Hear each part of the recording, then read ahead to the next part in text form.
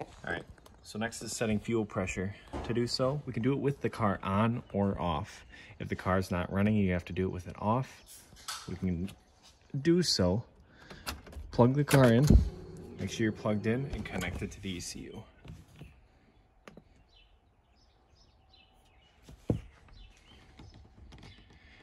Also, verify that your ECU is up to date. That way, you can enable your fuel pump just by the click of a button. So, we are connected. And from here, you're going to, well, you can go to ECU config live. We're going to go down to the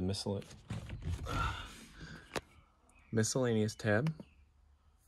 We're going to activate the fuel pump without the car running. The key is on. We're just going to activate the fuel pump. So, come up to the front of the car to your adjustable fuel pressure regulator and look at the pressure.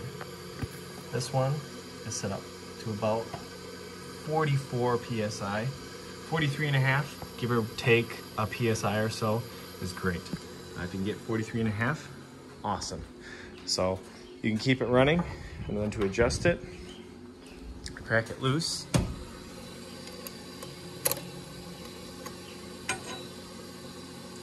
I don't know what size this is, but it's a 14 and actually I think it's a 3/16 Allen. So you'll crack it loose. And watch your pressure as you crank it. So it'll go up or down. So we'll just bring this back down just for this video's sake. It was fine where it was at, but just a verification. And tighten it there.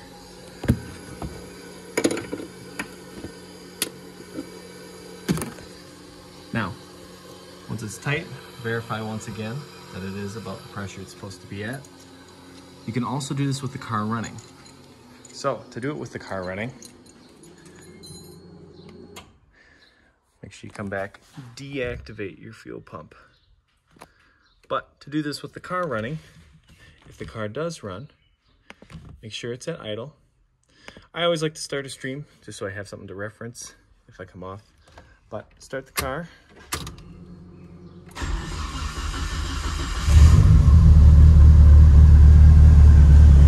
What you can do is there a vacuum reference port. So it's going to change at idle.